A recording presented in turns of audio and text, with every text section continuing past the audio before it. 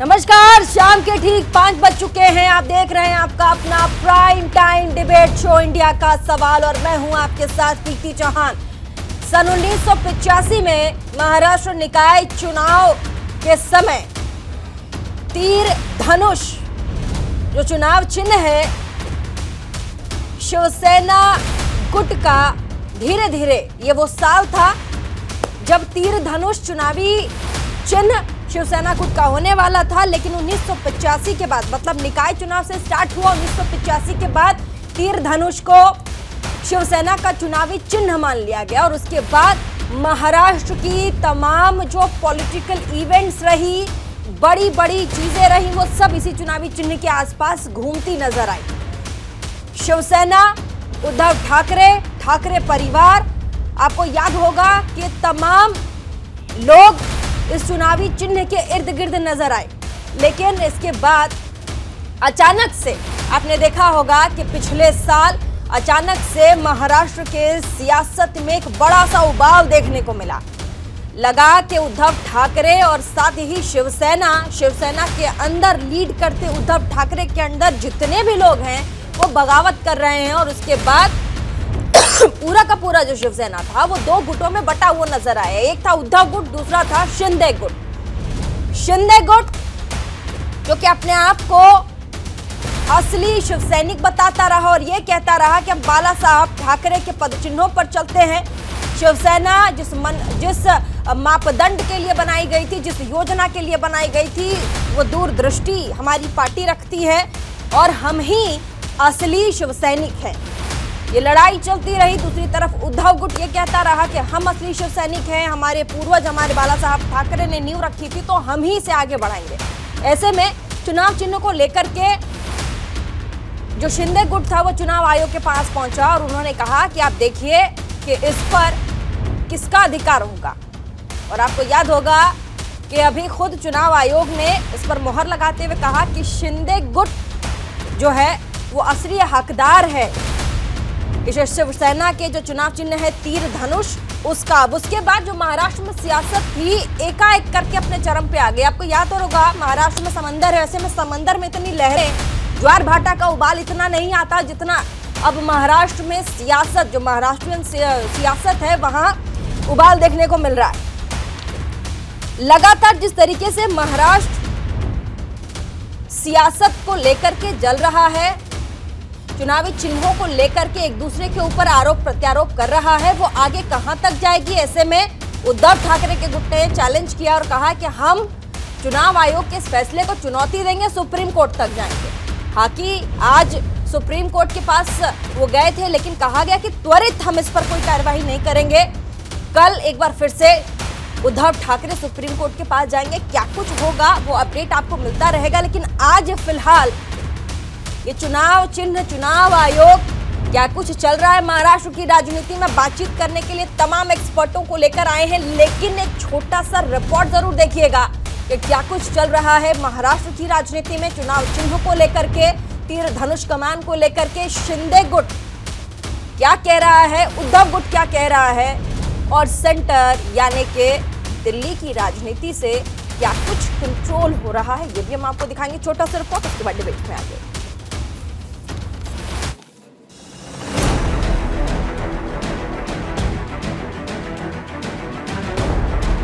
असली शिवसेना किसकी, जिसको लेकर जारी सियासी लड़ाई पर विराम नहीं लग रहा है। महाराष्ट्र में असली शिवसेना को लेकर चुनाव आयोग का जब से फैसला आया है तब से राजनीति और तेज हो गई है। आयोग ने उद्धव ठाकरे गुट को झटका देते हुए शिवसेना और धनुष बाण दोनों एकनाथ शिंदे को दे दिया था। यानी एकनाथ शिंदे की सेना ही असली शिवसेना बताई गई। चुनाव आयोग ने पाया था कि उद्धव गुट की पार्टी का संविधान अलोकतांत्रिक है, इसमें लोगों को बिना किसी चुनाव के नियुक्त किया गया था। आयोग के फैसले के बाद शिवसेना तो एकनाथ शिंदे के पास आ गई है, लेकिन इस पर सियासत शुरू हो गई है। एक तरफ गृह मंत्री अमित शाह ने चुनाव आयोग के फैसले को सही बताया, तो वहीं ठाकरे गुट ने इसे लोकतंत्र की हत्या करार दिया। चुनाव आयोग ने दूध का दूध और पानी का पानी कर दिया है। सत्यमेव जयते के सूत्र को चरितार्थ किया गया है। और आपकी आवाज ऐसी होगी क्या चलेगी ऐसी आवाज? मेरे साथ दोनों हाथ उठाइए और महाराष्ट्र की सभी लोकसभा जीतने के संकल्प की मुट्ठी भींचिए सभी लोग और प्रचंड आवाज से बोलिए, भारत माता की। ये विधान भवन और शिवालय की जगह सरकारी जगह थी, सरकार उनकी है और इस सत्ता की दुरुपयोग करके ये सब चल रहा है, लेकिन ये कुछ दिनों के मेहमान हैं। केंद्रीय गृह मंत्री अमित शाह के बयान के बाद उद्धव ठाकरे ने पलटवार करते हुए कहा कि चुनाव आयोग के आदेश पर मोगेम्बो खुश हुआ। कल कोई आया था पूना में, कहते हैं, उन्होंने पूछा क्या कैसे चल रहे महाराष्ट्र में, तो कहा कि आज बड़ा अच्छा दिन है। तो क्यों? तो शिवसेना का नाम और चिन्ह हमने अपने साथ जो गुलाम आए हैं उनको दे दिया। तो व्यक्ति बोले बहुत अच्छा, मोगेम्बो खुश हुआ। ये मोगेम्बो है। मिस्टर इंडिया अगर आप याद करें तो उसमें यही है ना, मोगेम्बो यही चाहता था कि देश में एक दूसरे के साथ लड़ाई हो जाए, लोग आपस में लड़ते रहे और वो लड़ाई में व्यस्त रहेंगे तो मैं राज करूंगा। यही तो है आज के मोगेम्बो, यही तो है। आम्ही कधी कोणाला शत्रू मानलं नाही, आम्ही वैचारिक विरोधक मानतो, त्यांनी शत्रू मानायचं शत्रू मानावं। चुनाव आयोग के फैसले के बाद से एक तरफ शिंदे गुट जश्न मना रहा है तो ठाकरे गुट को जिस सुप्रीम कोर्ट से कुछ उम्मीदें थी वो भी टूट गई हैं, क्योंकि सुप्रीम कोर्ट ने उद्धव ठाकरे की जल्द सुनवाई की याचिका को रद्द कर दिया है।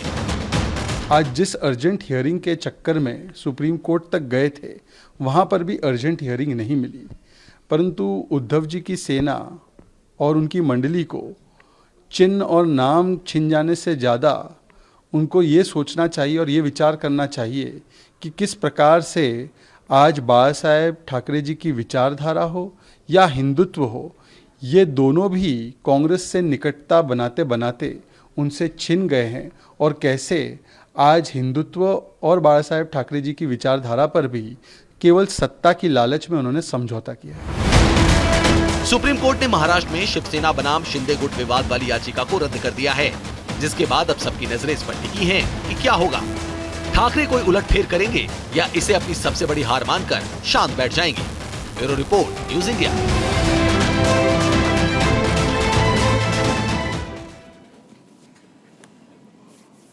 तो संकट से और साथ ही बड़ी मुश्किल दौर से इस वक्त उद्धव ठाकरे और मैं कहती हूं कि चुनाव चिन्ह जो है शिवसेना का चुनाव चिन्ह गुजर रहा है बड़ी मुश्किल दौर से। अब चुनाव चिन्ह भी सोच में है कि मैं किस खेमे जा बैठूं, शिंदे गुट या फिर उद्धव गुट। बातचीत आज इसी पर करेंगे। हमारे साथ तमाम मेहमान, अवधूत वाघ प्रवक्ता बीजेपी के हमारे साथ जुड़ गए हैं, ब्रजमोहन श्रीवास्तव प्रवक्ता एनसीपी के हमारे साथ जुड़ गए हैं, संजय द्विवेदी प्रवक्ता शिवसेना के हमारे साथ जुड़ गए हैं, उद्धव गुट के हैं संजय द्विवेदी जी सब, और अरुण सावंत नेता शिवसेना के शिंदे गुट के हमारे साथ जुड़ गए। शम्स ख्वाजा संविधान विशेषज्ञ स्टूडियो में हमारे साथ मौजूद। बहुत बहुत स्वागत आप सभी का न्यूज इंडिया 24/7 के प्लेटफॉर्म में। और सबसे पहला सवाल जो मेरा है वो है अवधूत वाघ प्रवक्ता बीजेपी के हैं। अवधूत वाघ जी,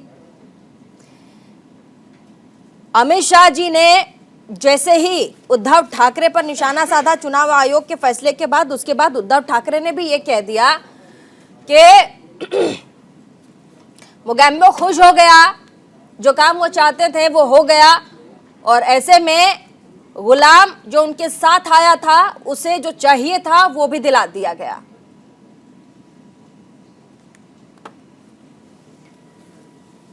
आपको मेरी आवाज आ रही है सर? अवधूत वाघ जी प्रवक्ता बीजेपी के, अब तक मेरी आवाज पहुंच रही है? अनम्यूट कीजिए अगर आप तक मेरी आवाज नहीं पहुंच रही तो। हमारे साथ संजय द्विवेदी हैं प्रवक्ता शिवसेना के। सर, आपसे मेरा सवाल है, अमित शाह जी ने कहा सत्यमेव जयते के सूत्र के चरितार्थ आज किया गया है। ये जो पूरा फैसला आया है चुनाव आयोग का, ये सत्यमेव जयते के शब्दों को चरितार्थ करता है। क्या कहेंगे संजय द्विवेदी जी? अभी मैं आपकी बातें सुन रहा था, आपने बात कही कि सिद्धांतों जो से रहते आपके सिद्धांत, तो बाला साहब का सिद्धांत ये भी था कि गद्दारी से पसंद नहीं। गद्दार हो गया अगर होना सेना से, तो मैंने समझता हूँ सिद्धांत थे, तो कहने वाली बात नहीं है। प्रयास हो गया एकदम मौके वाली कहावत सरकार है, जो आपने अभी शाह की बात अभी की, उन्होंने 2 दिन पहले कह दिया था कि साहब आपके शिंदे जी शिवसेना है, भगवान बिल्कुल मिलेगा।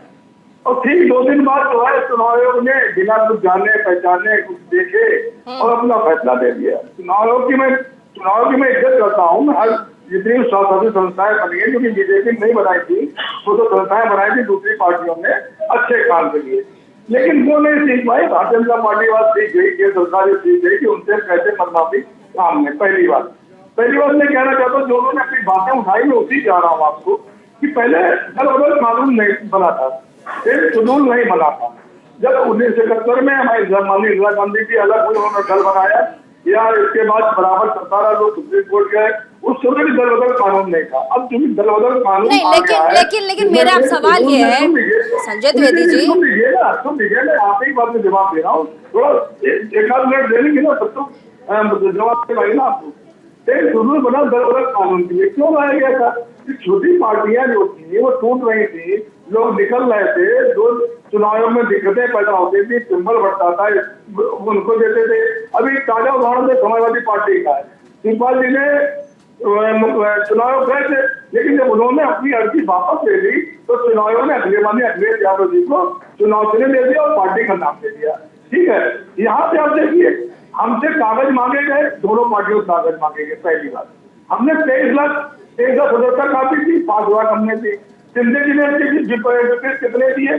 अब हमने एक ही फॉर्म जिनको बनाया था। अगर देखिए दल बदल कानून में स्पष्ट एक बात लिखी है, मैं कहता दल बदल कानून को लेके अगर चुनाव में भी देखना चाहिए था। जब कोई संविधान, देखिए चुनाव आयोग हो या तो दूसरी संस्थाएं हो, उनको संविधान और लोकतंत्र की रक्षा करने के लिए बैठाला गया है, उनको ये देखना चाहिए था दल बदल कानून में क्या कहा गया है। वो तो आपके लिए भी अप्लाई होता है ना, दल बदल कानून तो आपके लिए भी अप्लाई होता है जब आप कांग्रेस के साथ मिलके शिवसेना सरकार बना लेती है। नहीं,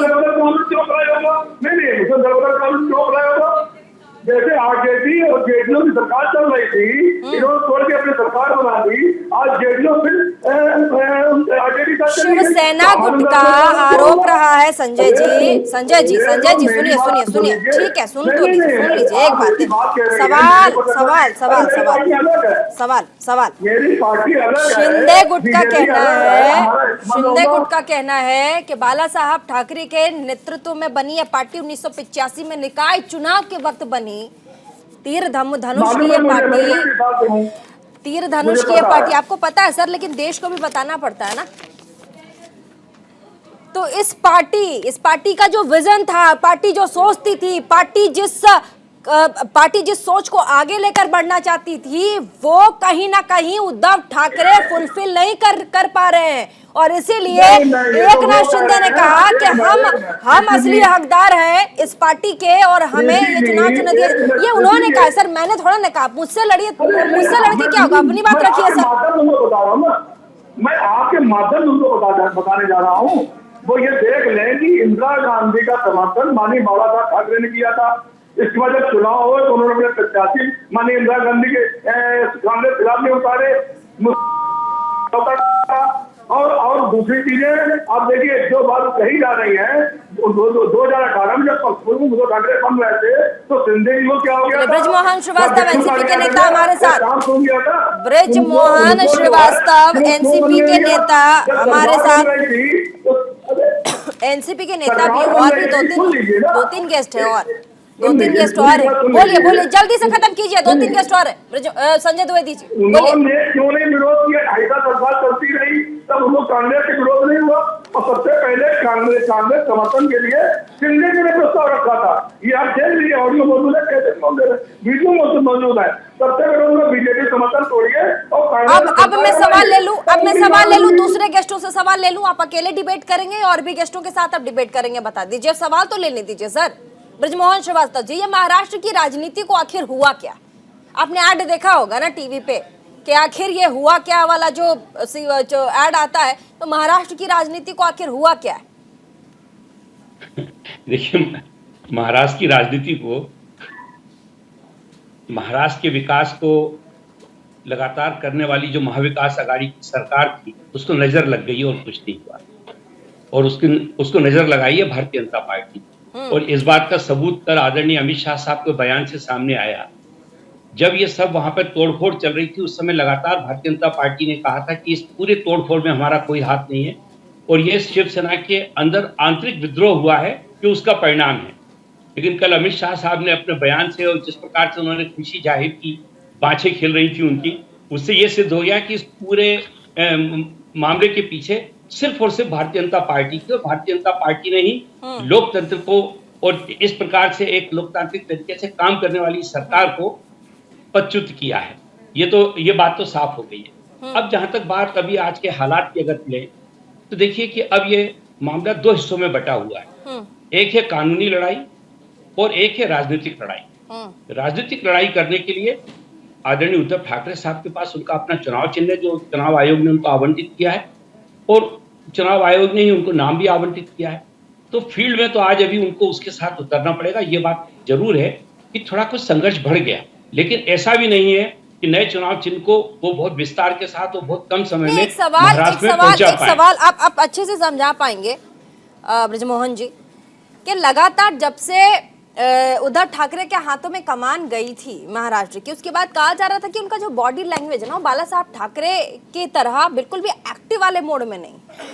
मतलब उनके हाथ में कमान तो है, लेकिन फिर भी जिस तरीके से शिवसेना अपनी पार्टी को देखता है, जिस तरीके से बाला साहब ठाकरे अपनी पार्टी को देखते थे, जिस विजन के साथ बाला साहब अपनी पार्टी को आगे ले जाना चाहते थे, वो उद्धव ठाकरे कहीं ना कहीं ले जाने में असफल रहे थे।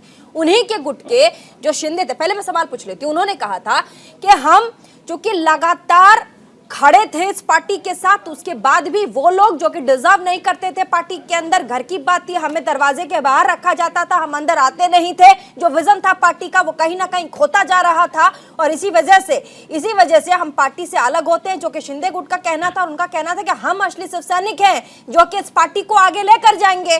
और चुनाव आयोग में उन्होंने अपनी पिटीशन डाली कि ये हमारा जो चुनाव चिन्ह है, माफ कीजिएगा, पार्टी का जो चिन्ह है वो हमें दिया जाए, हम असली शिव सैनिक है। और चुनाव आयोग ने कहा कि हाँ यही है। चुनाव आयोग भी अपनी तरफ से पड़ताल करता है। सर ऐसा तो नहीं है ना कि आपने अगर पिटीशन डाली, मैं कह रही चुनाव आयोग एक एजेंसी है, अगर आप वहां पिटीशन डालते हो तो वो भी अपनी तकरीबन तमाम जो उसकी कार्यवाही है, जो छानबीन है, जिस तरीके से उसकी जांच होती है, वो उन पूरे प्रक्रियाओं से गुजरते हुए उसने हामी भरी होगी, या फिर कहा होगा कि हाँ शिंदे गुट को ये पार्टी का चिन्ह दिया जाना चाहिए। तो इसमें मुझको लगता है कि जो छवि कहीं ना कहीं उद्धव ठाकरे की धूमिल हो रही थी, अब एक बार मौका है, लड़के आए और उसके बाद छाती ठोक कर बोले कि ये उनका चुनावी चिन्ह है, अगर सुप्रीम कोर्ट कहता है तो। शम्स ख्वाजा देखिए मेरी बातों से हामी भर रहे हैं। आपका 1.5 मिनट का प्रश्न है, तो मुझे लगता है कि इतना टाइम तो आप उसको जरूर दे देंगे। आपने 3 मुद्दे उठाए हैं। पहला मुद्दा आपने उठाया जो आदरणीय एकनाथ शिंदे साहब ने आरोप लगाया आदरणीय उद्धव ठाकरे साहब पे, तो ये 2.5 साल बाद उनको समझ में आया, 30 साल के बाद उनको समझ में आया। 30 साल तक वो लगातार शिवसेना में काम करते रहे। और आप इसको समझ लीजिएगा, जो भी आदमी धोखा देता है, जो भी आदमी गद्दारी करता है, वो अपने पक्ष को सिद्ध करने के लिए कोई ना कोई तर्क देता है। आप मुझे बताइए कि आदरणीय उद्धव ठाकरे अगर निष्क्रिय व्यक्ति होते तो जिस प्रकार से महाराष्ट्र की सरकार ने कोविड के दौर में जो काम किया, जिसकी प्रशंसा आदरणीय देश के प्रधानमंत्री मोदी जी ने भी की और उसकी प्रशंसा WHO ने भी की कि इस मॉडल को पूरे विश्व में देखा जाना चाहिए, तो मैं सोचता हूं कि ये इसीलिए हो पाया था कि आदरणीय उद्धव ठाकरे जी एक सक्रिय मुख्यमंत्री थे। आरोप लगाने के लिए कुछ भी कहा जा सकता है, और अगर ऐसी बात थी और अगर एकनाथ शिंदे साहब अपने आप को इतना दमदार नेता मानते थे, उस समय विरोध करते, उस समय बोलते कि आप ये क्या कर रहे हैं, लेकिन उस समय तो उनकी आवाज नहीं निकली, क्योंकि उस समय भारतीय जनता पार्टी का समर्थन उनको नहीं मिल रहा था। एक और दूसरा, जो जिस कारणों से वो गए हैं वो कारण उनके सामने नहीं आ पाए थे। जब वो कारण सामने आए, ईडी का दबाव सामने आया, खुले रूप से कहा जाता है इस बात को, महाराष्ट्र को बच्चा जानता है कि किस प्रकार से ईडी ने उनके सेक्रेटरी को पकड़ लिया था, किस प्रकार से वो गायब था बीच में। तो मैं सोचता हूं कि ये उसका एक पहलू है। दूसरा पहलू आपने कहा इलेक्शन कमीशन की बात, तो देखिए मैं इलेक्शन कमीशन ने जो आदेश किया है वो हमारी एक संवैधानिक संस्था है, उसने जो आदेश किया, उनके सामने जो तथ्य और जो उन्होंने समझा है उस आधार पर उन्होंने अपना एक आदेश दे दिया। क्योंकि उनके आदेश के खिलाफ जाकर हम अपील कर सकते हैं सुप्रीम कोर्ट में, तो मैं सोचता हूँ ये मामला चूंकि सब जुडिस हो गया है, क्योंकि आज शिवसेना की तरफ से आदरणीय मनु संघवी साहब वहां पर उपस्थित हुए हैं और सुप्रीम कोर्ट ने कहा है कि आप इसको विधिवत तरीके से हमारे सामने पेश करिए। तो अब चूंकि मामला सब जुडिस हो गया है, तो मैं सोचता हूं कि आदेश के मेरिट्स के ऊपर कोई बात करना शायद ठीक नहीं होगा। ठीक है, इंतजार कीजिए, देखिए सुप्रीम कोर्ट क्या कहता है। शम्स ख्वाजा सुप्रीम कोर्ट में प्रैक्टिस करते हैं, संविधान के विशेषज्ञ हमारे साथ स्टूडियो में मौजूद है। जब मैंने ये सवाल पूछा था ब्रिजमोहन श्रीवास्तव जी से, तो आप मुस्कुरा रहे थे। सबसे पहले मुस्कुराहट की वजह, और साथ ही अब जो लीगल प्रोसीजर्स होंगे सुप्रीम कोर्ट में, चुनाव आयोग को जिस तरीके से आपने देखा कि चुनौती दे रहे हैं उद्धव ठाकरे, ये पूरा प्रोसेस समझाइए। लेकिन मेरे सवाल पे आप मुस्कुरा रहे थे, उसको समझाइए क्यों सर? शायद अब जवाब था आपके पास मेरे सवालों का। नहमदुहु व नसल्ली अला रसूलिहिल करीम। देखिए, इलेक्शन कमीशन ऑफ इंडिया जो है वो एक कॉन्स्टिट्यूशनल अथॉरिटी है, और उसको जिम्मेदारी जो दी गई है सुपरिटेंडेंट्स ऑफ इलेक्शंस की प्राइमरीली, उसमें दो अहम पहलू हैं। एक तो रजिस्ट्रेशन ऑफ पॉलिटिकल पार्टीज है, यानी पॉलिटिकल पार्टीज को गवर्न करना, उनके मामलात को देखना, और उसी का एक हिस्सा आता है जिसको कहते हैं सिंबल्स ऑर्डर जो है, जिसके तहत इलेक्शन लड़ने के लिए जो पार्टी सिंबल्स अलॉट किए जाते हैं वो डिसाइड करता है, वो सिंबल्स ऑर्डर के तहत।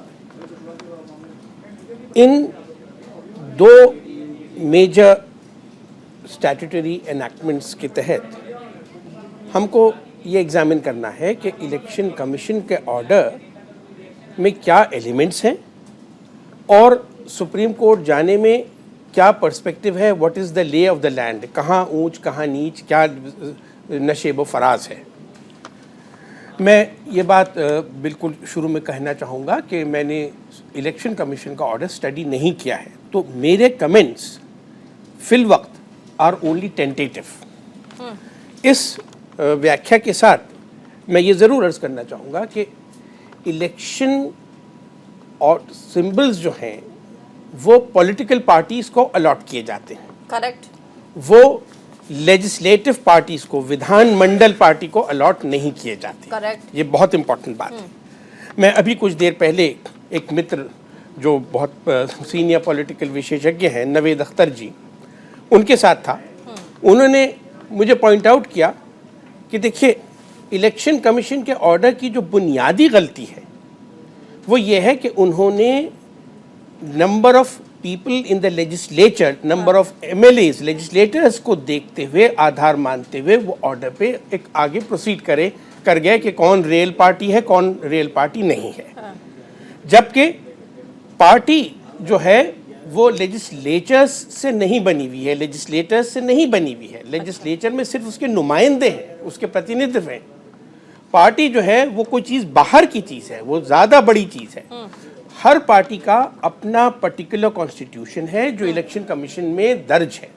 उस कॉन्स्टिट्यूशन के तहत, वो यूनिफॉर्म कॉन्स्टिट्यूशन नहीं है सब पार्टीज के लिए, उस पर्टिकुलर पार्टी का कॉन्स्टिट्यूशन जो है उसके तहत जो प्रोसेस है, उसी प्रोसेस, उसी प्रक्रिया से आप पार्टी का प्रेसिडेंट हटा सकते हैं, आप पार्टी का नाम बदल सकते हैं, आप पार्टी के सीनियर मेंबर्स को निकाल सकते हैं, किसी और को जोड़ सकते हैं। एंटी डिफेक्शन लॉ जो है उसके पर्पसेस बिल्कुल डिफरेंट हैं, वो बिल्कुल दूसरे पटरी की गाड़ी है। उससे ये कंफ्यूज कर लेना, अगर 100% लेजिस्लेटर्स या मेंबर्स ऑफ पार्लियामेंट भी किसी पार्टी के पार्टी प्रेसिडेंट से हट जाएं, विरोध करें, उनको पावर नहीं है पार्टी प्रेसिडेंट को हटाने की। पार्टी प्रेसिडेंट तो सिर्फ उस पार्टी के दिए गए कॉन्स्टिट्यूशन के तहत ही हटाया जा सकता है। और पार्टी की मेंबरशिप पूरी वसी मेंबरशिप है, बहुत बड़ी मेंबरशिप है। It is not restricted to the number of people in the house. तो ये प्रिज्यूम कर लेना कि साहब कौन लेजिस्लेचर में हार गया, वो असली कांग्रेस पार्टी, असली शिवसेना पार्टी, असली बीजेपी पार्टी नहीं है, ये बहुत ही पेरिलियस अप्रोच है। और ये पर्पस, ये बिल्कुल पटरी से उतरा हुआ एक डिसीजन, पटरी से उतरा हुआ डिसीजन बता रहे हैं शम्स ख्वाजा। चुनाव आयोग ने जिस तरीके से चुनाव चिन्ह को लेकर के अभी आदेश सुनाया। आगे बढ़ेंगे, हमारे साथ बीजेपी के प्रवक्ता भी जुड़ गए हैं। सर, आपसे बात हो नहीं पा रही थी, शायद कुछ टेक्निकल फॉल्ट था। उम्मीद करती हूँ इस वक्त आपको मेरी आवाज़ आ रही होगी। जिस तरीके से चुनावी घमासान, सियासी घमासान इस वक्त देखने को मिल रहा है महाराष्ट्र में, उसके बाद फिर संजय राउत का एक बयान आता है। उन्होंने कहा कि सत्य और न्याय खरीदने का जो विचार है ये बीजेपी का ही हो सकता है। और जिस तरीके से ये शिवसेना के हमारे जो चिन्ह थे, जो तीर और धनुष हमारे चिन्ह हुआ करते थे, उसे शिंदे गुट को दिया गया, वो न्याय नहीं है, खरीद फरोख्त है। अवधूत वाघ जी। 6 बरस पहले मुंबई महानगर पालिका में एक इलेक्शन हुई थी।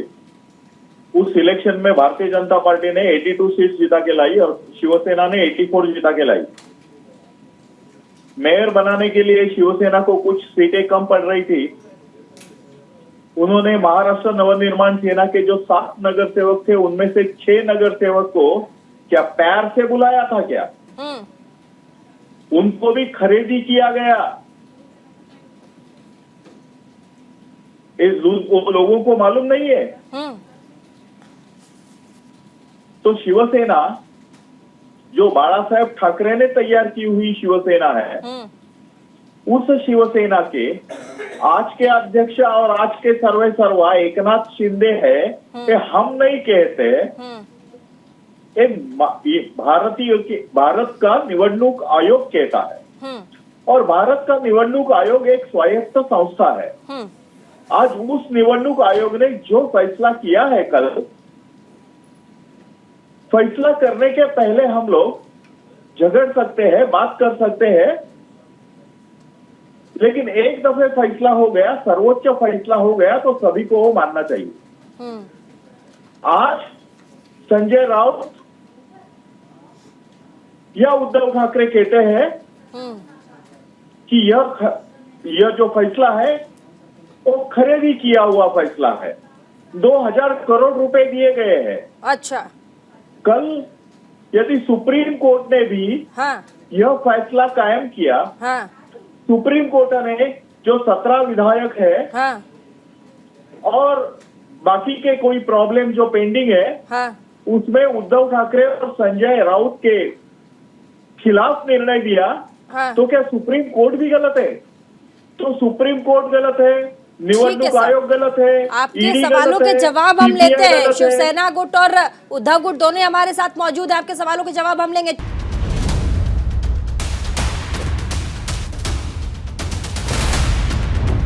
तमाम बड़े सवालों के साथ फिर से वापसी जल्दी से हम डिबेट की ओर आगे बढ़ेंगे। हमारे साथ संजय द्विवेदी, प्रवक्ता शिवसेना के हैं, उद्धव गुट के हैं। कई अहम सवालों को इस वक्त खड़ा किया है अवधूत वाघ जो प्रवक्ता है बीजेपी के। क्या कहेंगे आप संजय द्विवेदी जी? नहीं, उन्होंने तो ऐसी कोई बात कही नहीं, मतलब पढ़ाई भाषा बोल रहे हैं, ज्ञान दे रहे हैं।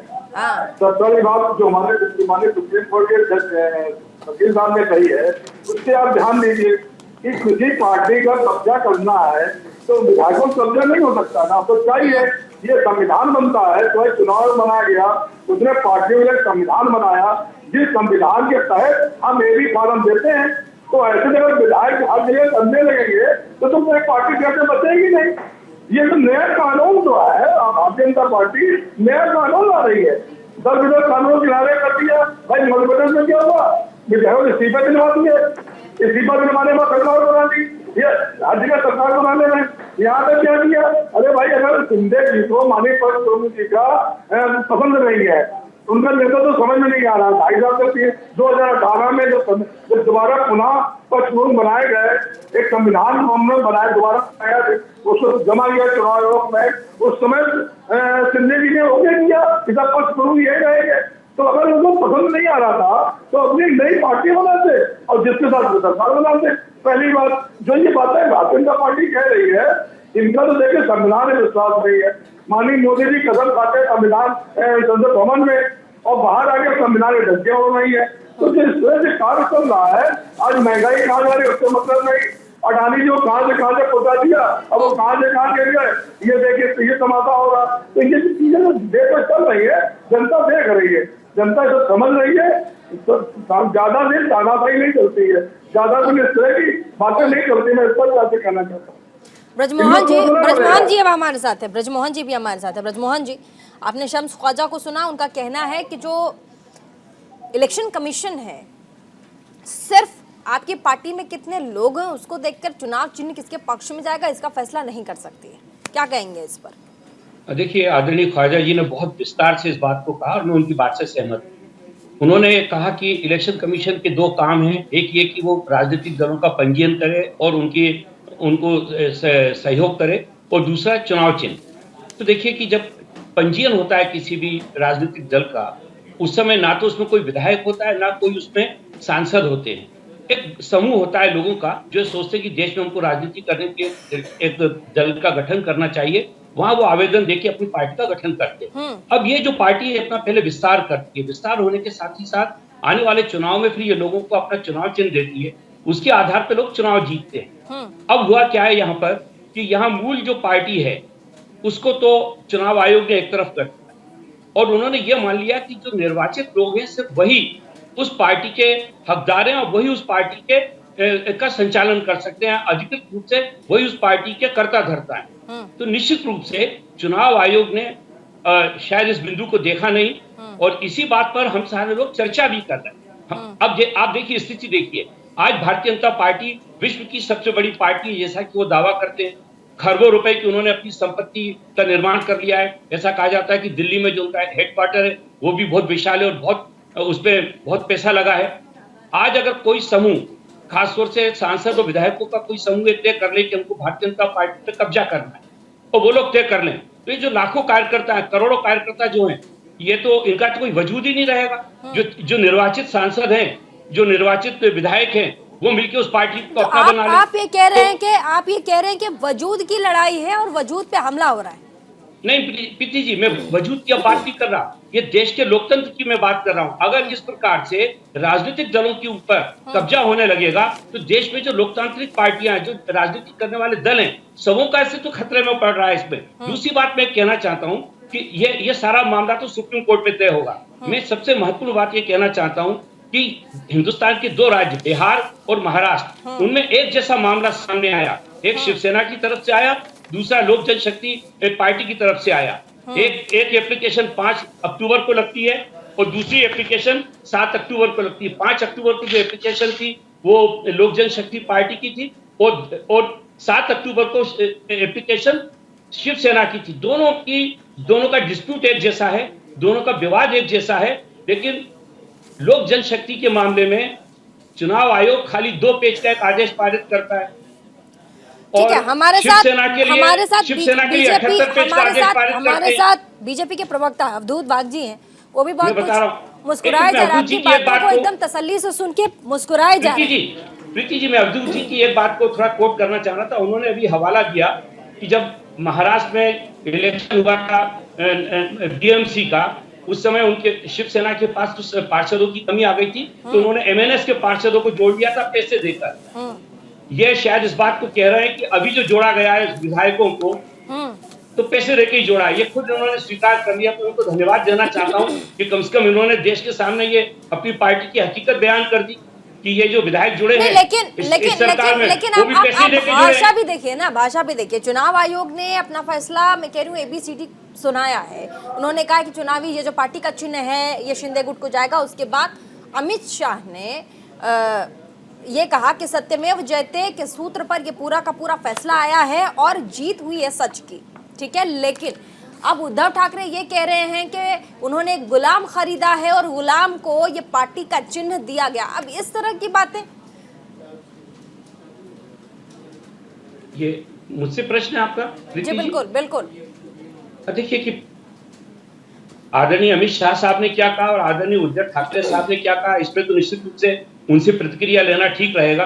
और मुझे ऐसा लगता है कि सबसे बड़ी जो समस्या आज देश के सामने है कि इस प्रकार से जो लोकतांत्रिक तरीके से चुनी हुई सरकारें हैं, यदि उनके वजूद को इस प्रकार से समाप्त किया जाएगा, ये एक गंभीर मुद्दा है। वाघ जी के पास चलेंगे। प्रवक्ता बीजेपी के बृजमोहन श्रीवास्तव जी कह रहे हैं कि जिस तरीके से अभी जहां पर बीजेपी रूलिंग पार्टी, मतलब रूलिंग पार्टी के तौर पर नहीं है, वहां पर जो पार्टियां वहां पर अभी रूल कर रही हैं उनके लिए बड़ा ही प्रॉब्लम क्रिएट कर रही हैं और कहीं ना कहीं पार्टियों के लिए वजूद का सवाल भी बनता जा रहा है। एग्जाम्पल के तौर पर बिहार की राजनीति देख लीजिए, वहां क्या कुछ चल रहा है। और अभी महाराष्ट्र में तो खैर सरकार इनकी है ही, लेकिन फिर भी चुनाव पार्टी के चिन्ह को लेकर के भी लगातार अब घमासान जारी है। मैं एक साफ करना चाहता हूँ, बोलिए। कि हिंदू हृदय सम्राट बाला साहेब ठाकरे ने जो शिवसेना की स्थापना की, हाँ, और महाराष्ट्र में शिवसेना का उदय हुआ, शिवसेना बढ़ी, और उनका अंदरूनी जो मामला है उसके ऊपर भारतीय जनता पार्टी का कुछ ना लेना है ना देना।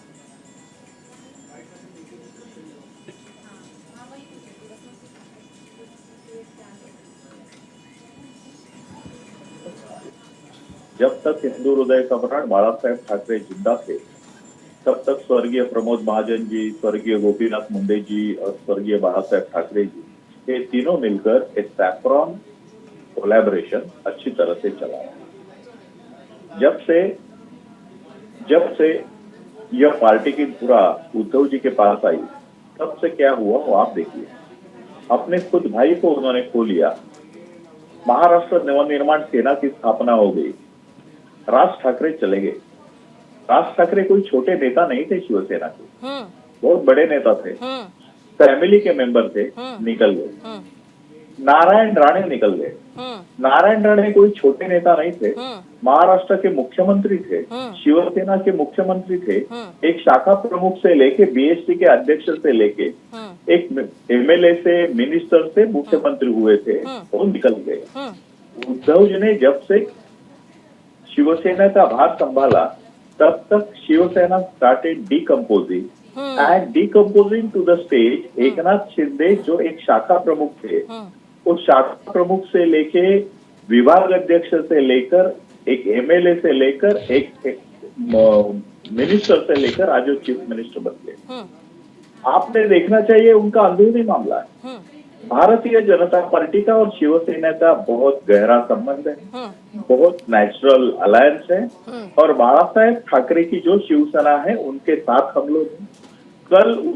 परसों उनका नाम शिवसेना था, हम शिवसेना के साथ थे। कल उनका नाम बाळा साहेबांची शिवसेना था, हम उनके साथ थे। आज भी हम शिवसेना। धनुष्यबाण को मिलना चाहिए, हमें कुछ लेन देन नहीं है। बाळा साहब के विचार लेकर आगे चलने वाले लोगों के साथ हम हैं। यदि कल किसी भी पार्टी ने बाळा साहेब के हिंदुत्व के विचार को साथ में लेकर आगे बढ़े, तो हम उनके साथ हैं, हम उनको साथ देंगे। बाळा साहेब ठाकरे के विचार के अगेंस्ट जो जाएंगे, हम उनका विरोध करेंगे। ठीक है, संजय द्विवेदी, प्रवक्ता शिवसेना के, एक बार ये सवाल बड़ा महत्वपूर्ण है। मैं आपसे Give me 1 minute. I don't want to go to the technicality. बोलिए sir. Let the Supreme Court, let the election commission take their own decision, and whatever decision is given by them, it is acceptable to our party. We will never come out and say that election commission and Supreme Court is partial. We will never say that. ठीक है।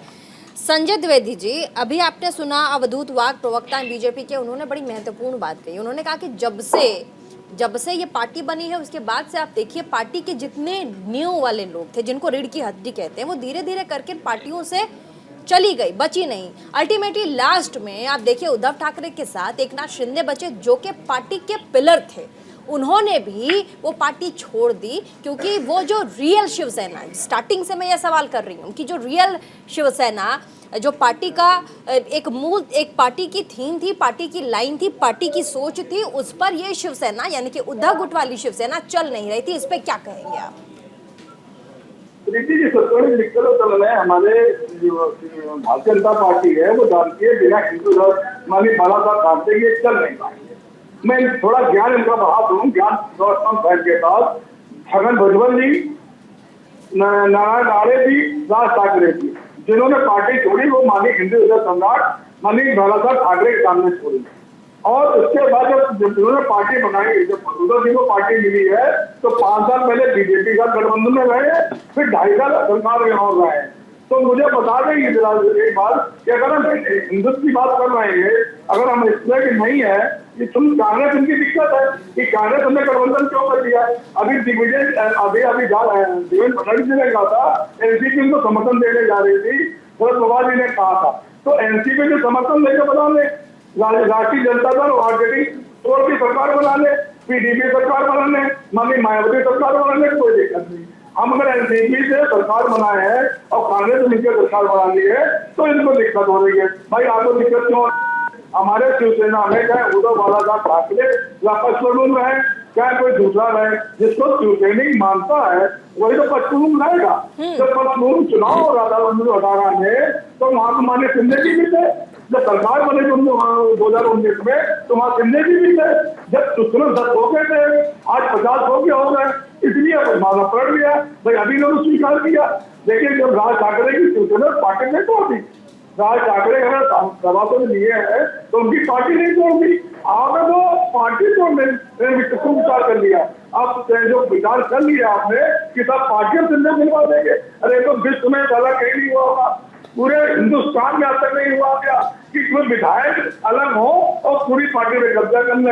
ये तो चुनाव आयोग का supreme court में matter है, मैं भी कुछ नहीं कर रहा हूँ। तो सबसे पहला एक ऐसा आदेश हुआ है जो आश्चर्यचकित करने वाला। संविधान के विशेषज्ञ शम्स ख्वाजा भी स्टूडियो में बैठे हैं, उनके पास भी जरा एक बार चल लेती हूँ। शम्स ख्वाजा जी, अब जो है सुप्रीम कोर्ट इस पूरे मामले में कैसे आगे बढ़ेगा, उसकी प्रोसीजर्स को समझाइए। और जब ये मामला, क्योंकि कल एक बार फिर से उद्धव ठाकरे पहुंचेंगे सुप्रीम कोर्ट, कल के प्रोसीजर्स मतलब कैसे क्या होगा वो आगे एक बार अगर आप समझाएं मुझे भी और हमारे दर्शकों को भी। देखिए, मैं एक वकील हूँ और उद्धव भी मेरे प्यारे छोटे भाई हैं और शिंदे भी मेरे प्यारे छोटे भाई हैं। कॉन्स्टिट्यूशन का स्टूडेंट स्कॉलर होने के नाते जो वाजिब बात है वो हमें देखनी चाहिए और समझनी चाहिए। सुप्रीम कोर्ट को डिसीजन के लिए अब रोप इन कर लिया गया है। इलेक्शन कमीशन से बुनियादी जो गलती हुई वो, जैसे नवेद अख्तर साहब ने कहा था, वो फंडामेंटली इस चीज़ पर हुई कि उन्होंने लेजिस्लेचर में जो पार्टी है, जो लेजिस्लेटिव पार्टी है, उसको उन्होंने मिस्टेकन कर लिया instead of the real party. The real political party is something bigger and is much more profound than the legislative party is.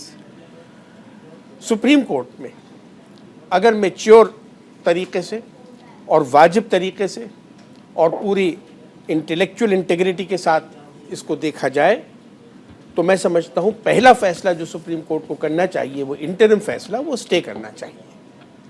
और उसके बाद जो इलेक्शन कमीशन का पूरा प्रोसेस है, जिस प्रक्रिया से वो अराइव किया उन्होंने किया है इस डिसीजन पे, उसको एनालाइज करके फिर उसको सुप्रीम कोर्ट उस पर डिसाइड करे। और मैं समझता हूँ कि जाहिर है जो गलती है इलेक्शन कमीशन की, that needs to be corrected.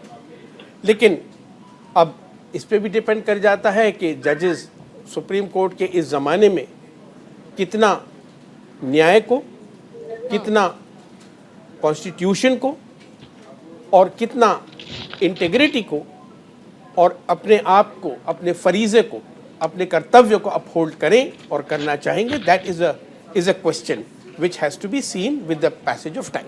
और बहुत साफ बात कह रहे हैं हम, इसमें हमें कोई कहने में कोई तकल्लुफ़ नहीं है, क्योंकि प्रीवियस डिसीजंस जो हुए हैं उसके मद्देनज़र हमारा एक्सपीरियंस जो है वो सुप्रीम कोर्ट की निस्बत से कोई बहुत ज़्यादा वो नहीं रहा है। Unfortunately there have been very disappointing. Abdul वाक जी, प्रवक्ता बीजेपी के शम्स ख्वाजा जी हमारे साथ संविधान विशेषज्ञ वकील ने सुप्रीम कोर्ट में कह रहे हैं कि चुनाव आयोग का जो फैसला है वो क्वेश्चनेबल है और सुप्रीम कोर्ट, उम्मीद करते हैं कि सुप्रीम कोर्ट के पास उद्धव ठाकरे जब जाएंगे तो किस प्रक्रिया से और कैसे कैसे चुनाव आयोग ने ये सोचा समझा, कौन से स्टेप्स को रेगुलेट किया, कैसे क्या हुआ, उसके बाद फिर ये फैसला आया कि नहीं ये जो पार्टी का चिन्ह है ये शिंदे गुट को जाना चाहिए। तो ये क्वेश्चनेबल है, कह रहे हैं शम्स ख्वाजा जी कि ये जो फैसला आया, ये जो चुनाव आयोग ने अपना फैसला सुनाया है, इस पर सवाल होना चाहिए, क्योंकि ऐसा हो नहीं सकता कि आप सिर्फ संख्या के बदौलत किसी पार्टी को, जो पार्टी किसी एक पूरे गुट को चुनावी चिन्ह किसी पार्टी का दे दें। प्रीति जी, मैं बहुत छोटा आदमी हूँ ना, मैं वकील हूँ, एडवोकेट हूँ, मुझे लॉ के बारे में ज्यादा कुछ मालूम नहीं है। तो मैं सिर्फ ये जानता हूँ कि भारत का सुप्रीम कोर्ट हो या इलेक्शन कमीशन हो, भारत के संविधान के हिसाब से चलता है। मेरा पूरा विश्वास है संविधान के ऊपर। इसके लिए सुप्रीम कोर्ट होने दो, इलेक्शन कमीशन होने दो, उन्होंने जो अंतिम फैसला करते हैं उसके ऊपर मैं टिप्पणी नहीं करता हूँ। जैसा है वैसे मैं मानता हूँ, दैट इज द सिस्टम। मैं सिर्फ एक बात कहना चाहता हूँ आपको कि लास्ट टाइम जब फैसला आया था तब उन्होंने बाळासाहेबांची शिवसेना एक सेपरेट पार्टी बनाई थी जो शिंदे गुट की पार्टी थी, और शिवसेना उद्धव बाळासाहेब ठाकरे नाम की एक पार्टी थी। आज इलेक्शन कमीशन ने कहा है कि महाराष्ट्र में जो 2 बाई इलेक्शन हो रहे हैं और इलेक्शन के लिए ही मशाल चिन्ह द टॉर्च और शिवसेना उद्धव बाळासाहेब ठाकरे ये 2 वैलिड हो गए, उसके बाद 2 भी वैलिड होती है। तो ये इलेक्शन जो 26-27 को हो रहा है, उसके बाद उद्धव बाळासाहेब ठाकरे के पास ना कोई पार्टी रहेगी ना सिंबल रहेगा। आज के तारीख में शिवसेना उद्धव बाळासाहेब ठाकरे के पास सिर्फ एक MLA है जो अंधेरी के बाई इलेक्शन में आया है। मैं पूछना चाहता हूं कि उस एक MLA का क्या होगा कि जब महाराष्ट्र की ये जो 2 बाई इलेक्शन खत्म हो जाएगी, जब वो पार्टी ही नहीं रहेगी और सिंबल ही नहीं रहेगा, तो सिंबल और पार्टी के ऊपर जीत के आई हुई मेरी जो बहन है अंधेरी ईस्ट से जीत के आई हुई, उसके फ्यूचर का क्या, यह भी सवाल पैदा होता है। और हमें यह पूछना चाहिए, हमने इसके बारे में सोचना चाहिए, क्योंकि 2 महीना पहले ही वो चुन के आई है, भले unopposed, we have never opposed her, she has come unopposed, लेकिन वो मशाल चिन्ह के ऊपर, टॉर्च चिन्ह के ऊपर, और शिवसेना उद्धव बाळासाहेब ठाकरे इस पार्टी से जीत के आई, अकेली महिला है। बाकी आज के सब राज्यसभा के MP, परिषद सदस्य, विधानसभा के सदस्य और के सभी इंक्लूडिंग संजय राउत, इंक्लूडिंग उद्धव बाळासाहेब ठाकरे, ये शिवसेना से जीत के आए हैं। जो AB फॉर्म लिया है वो बो एंड एरो का है, धनुष्य बाण का है। मैं एक कहना चाहता हूँ कि इसके बाद में शिवसेना के ऊपर आरोप लगाना, शिवसेना के विरुद्ध में कुछ भी बोलना, that can be treated as a defamation. ठीक है sir, that can be treated as a anti party activity. आपको मालूम है कि जनता दल यूनाइटेड में शरद यादव अध्यक्ष थे। जल्दी से अपनी बातों को समाप्त कीजिएगा, थोड़ा समय की पाबंदी है सर। देखिए प्रीति जी, फाइनल कमेंट की ओर जाएंगे। ब्रजमोहन श्रीवास्तव जी से शुरुआत, फाइनल कमेंट दीजिएगा। प्रीति जी, मैं ये कहना चाहूंगा कि जिस प्रकार से अभी भारतीय जनता पार्टी के प्रवक्ता जी ने बात की है, तो ऐसा लग रहा है जैसे कि इनको मालूम है कि सुप्रीम कोर्ट क्या फैसला करने वाला है। तो जो एक आरोप लग रहा है कि संवैधानिक संस्थाओं पे भारतीय जनता पार्टी की सरकार ने इतना दबाव बना दिया है कि वो निष्पक्ष कोई निर्णय नहीं ले पा रहे, इसका सबूत मिल रहा है इनकी चर्चा से। यानी इन्होंने तो ये भी मान लिया कि 27 तारीख के बाद जैसे मतदान हो जाएगा 2 उपचुनाव में, उसके बाद वजूदी खत्म हो जाएगा। न्यायिक प्रक्रिया और देश के सीधा मतलब ये है उच्चतम कि इनको संस्थान ये पे बात भरोसा मालूम है रखिए कि सुप्रीम कोर्ट तो इस मामले में संस्थान पे भरोसा रखिए, कोई कोर्ट फैसला जो सही होगा वही सुनाएगा। कहा है please do your homework. Final comment दीजिएगा ब्रजमोहन जी, उसके बाद संजय द्विवेदी जी। फाइनल कमेंट, उच्चतम न्यायालय सोच समझ के समय पर अपना फैसला सुनाएगा। उच्चतम न्यायालय के प्रक्रियाओं पर कृपया सवाल ना उठाएं, अपने देश के एजेंसियों, बड़े बड़े अपने न्यायिक संस्थानों पर भरोसा रखिए। प्रवक्ता ने कहा है भरोसा रखिए, भरोसा रखिए। प्रवक्ता के विचारों से ये चीज सामने आ रही है, इनको मालूम है कि ब्रजमोहन जी फाइनल कमेंट दीजिएगा। ठीक है, फाइनल कमेंट की ओर जाएंगे। फाइनल कमेंट दीजिएगा ब्रजमोहन जी। जी देखिए, मेरा कहना बहुत ही स्पष्ट है इस मामले में। महाराष्ट्र में महाविकास अघाड़ी का वजूद है और राजनीतिक लड़ाई में महाविकास अघाड़ी वहां पर भारतीय जनता पार्टी को और आदरणीय एकनाथ शिंदे साहब को पूरी तौर से परास्त करेगी, ये मैं आपको कहना चाहता हूं। और ये जो अभी 2 बाई इलेक्शन हो रहे हैं, इस पे भी भारतीय जनता पार्टी को वहां पे हार का सामना करना पड़ेगा। ठीक है, संजय द्विवेदी जी। देखिए प्रीति जी, सियार को शेर की खाल पहना दीजिए तो शेर नहीं होता, सियार प्यारे रहेगा और शेर शेरे रहेगा। मानिए उद्धव बाळासाहेब ठाकरे शेर है और शेर की तरह दहाड़ेंगे और शेर की तरह जीतेंगे। और बीजेपी की सोचेगी कि हमने क्यों गलत निर्णय क्यों ले लिया। जनता उसके साथ है, उनके साथ है, पूरी पार्टी उनके साथ है। पार्टी का धनुष्मान देके जो खेल किया जा रहा है, संविधान मजाक उड़ाया जा रहा है, ये सब इनको मालूम चल जाएगा आने वाले दिनों में। बिल्कुल मैं स्पष्ट आपसे बात कह रहा हूँ।